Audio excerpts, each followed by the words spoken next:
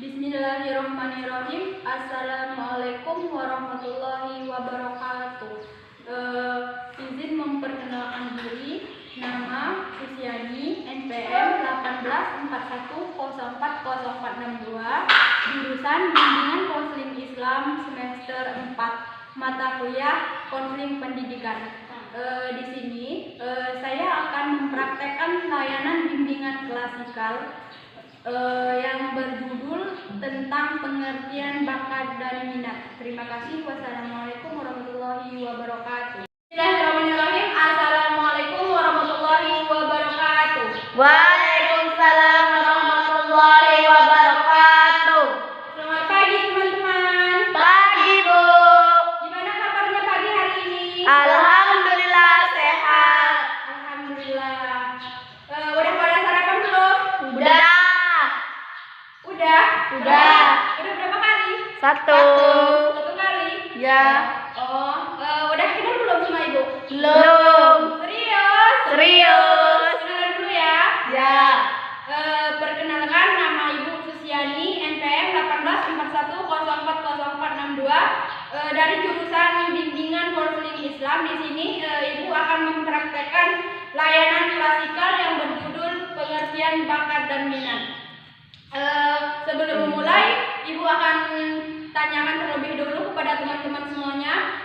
Di sini teman-teman sudah paham belum arti dari bakat sama minat itu sendiri? Belum. Belum pernah mendengar? Belum.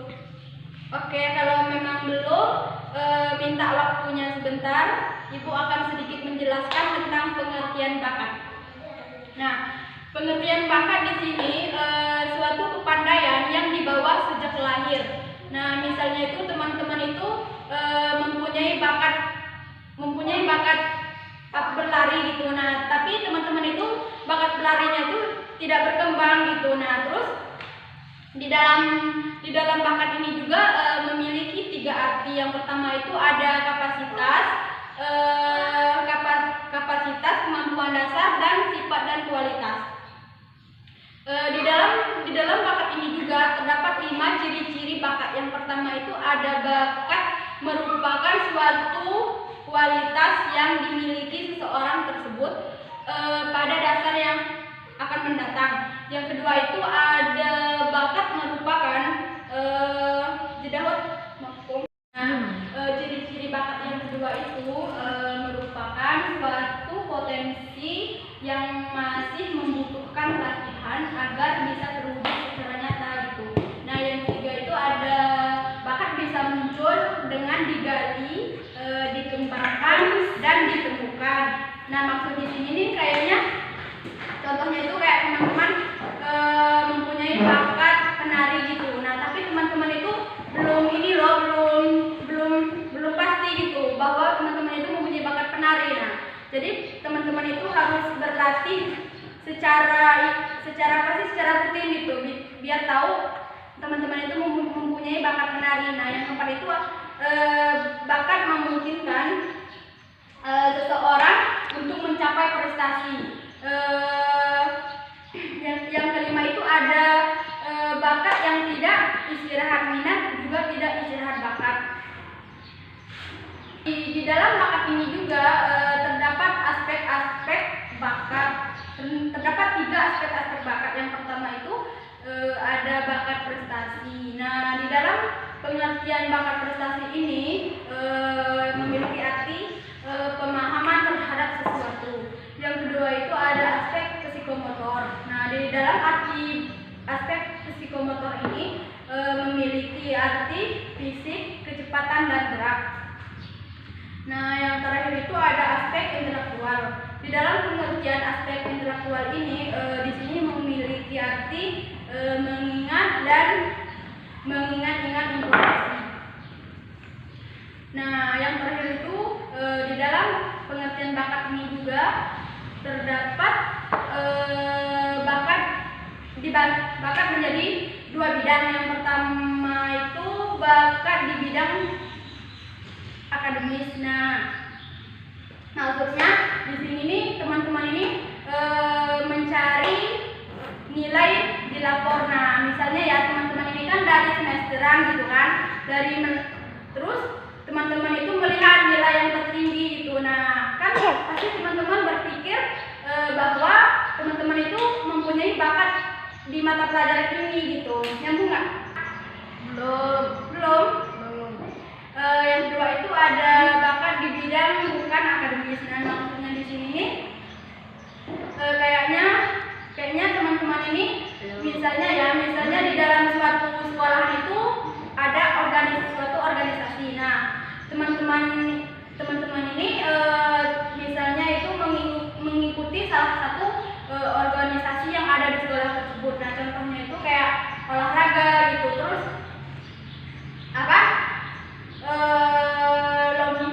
lomba lari, terus kesenian. Nah, sehingga bila teman-teman mengikuti organisasi tersebut, pasti teman-teman akan menemukan suatu bakat yang dimiliki oleh diri teman-teman tersebut. Baiklah teman-teman, mungkin yang sudah Ibu jelaskan tadi pengertian bakat. Selanjutnya Ibu di sini akan menjelaskan tentang pengertian minat. Nah, sebelum Ibu jelaskan, teman-teman sudah tahu belum arti dari minat? Belum. Baik, langsung saja Ibu akan menjelaskan tentang pengertian minat. Nah, di sini pengertian minat merupakan perasaan suka atau tertarik dan juga melewatkan kepada sesuatu rangsangan. Nah, di sini minat juga adalah dorongan yang kuat bagi seseorang untuk melakukan semua sesuatu yang menjadi keinginannya. Misalnya nih kayak teman-teman sudah lulus SD ya, sudah mau melanjutkan ke jenjangan lebih tinggi, seperti contohnya itu kayak SMP gitu. Nah, di sini kan SMP itu kan udah banyak jurusan ya, maksudnya ada IPA sama IPS ya nggak sih? Ada nggak jurusan? Nah teman-teman semuanya itu kayak berminat. Ini misalnya saya ya udahlah, saya pas sudah mau ke SMP nanti mau jurusan IPS. Nah, karena kan ada bakat tadi, karena kan misalnya teman-teman itu mempunyai bakat melihat nilai lapor yang tertinggi tentang mata pelajaran IPS gitu. Nah, jadi teman-teman itu punya keinginan atau minat tersebut untuk melanjutkan ke IPS gitu kan. Nah, selanjutnya itu bakat di sini juga merupakan faktor utama dalam pengembangan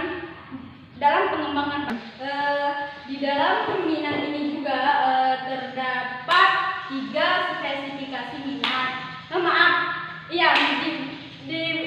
Dibedakan. Baik, di dalam minat ini juga terdapat 3 spesifikasi minat. Nah, yang pertama itu ada minat pribadi. Maksud dari minat pribadi ini contohnya itu individu yang relatif stabil. Misalnya itu kayak teman-teman ini memiliki minat di bidang menari gitu, musik, komputer dan lain-lain. Yang kedua itu ada minat situasional. Nah, di dalam minat situasional ini yang ditimbulkan oleh kondisi atau faktor lingkungan. Yang ketiga itu ada minat sebagai kesadaran psikologi. Nah, maksudnya di sini nih kayak apa sih? Bidang yang terakhir itu ada minat sebagai keadaan psikologis. Nah, maksudnya di sini nih kayak memiliki yang tinggi gitu untuk kegiatan nilai dan aktivitas. Nah, yang terakhir itu di dalam minat ini juga dibedakan menjadi 2 bidang. Yang pertama itu minat di bidang akademis. Nah, di sini misalnya itu ya, kayak teman-teman ini kan udah lulus SMP. Nah, terus Nah, misalnya itu teman-teman ini kan setelah lulus SMP kan bingung kan mau lanjut SMA atau SMK gitu. Nah, terus mata pelajaran yang paling disenangi. Nah, misalnya teman-teman kan di jurusan SMA atau SMK itu kan sudah banyak ya mata pelajaran yang sih yang akan teman-teman pilih? Nah, maksudnya itu teman-teman bisa melihat mata pelajaran yang mana yang paling teman-teman senangi dan tergantung juga sama minat dan bakat tersebut. Nah, yang kedua itu minat di bidang pekerjaan. Maksudnya ini pendorong dalam pencapaian cita-cita. Misalnya teman-teman tidak melanjutkan ke sekolah tinggi atau juga tidak. Ya. Yang kedua itu ada minat di bidang pekerjaan. Nah, minat di bidang pekerjaan ini artinya itu pendorong dalam pencapaian cita-cita.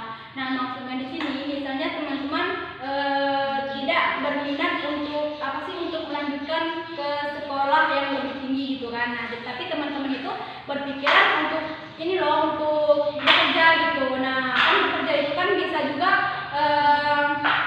kita ini kan setiap orang kan berbeda-beda ya pasti pikirannya. Baiklah, mungkin itu cukup untuk hari ini.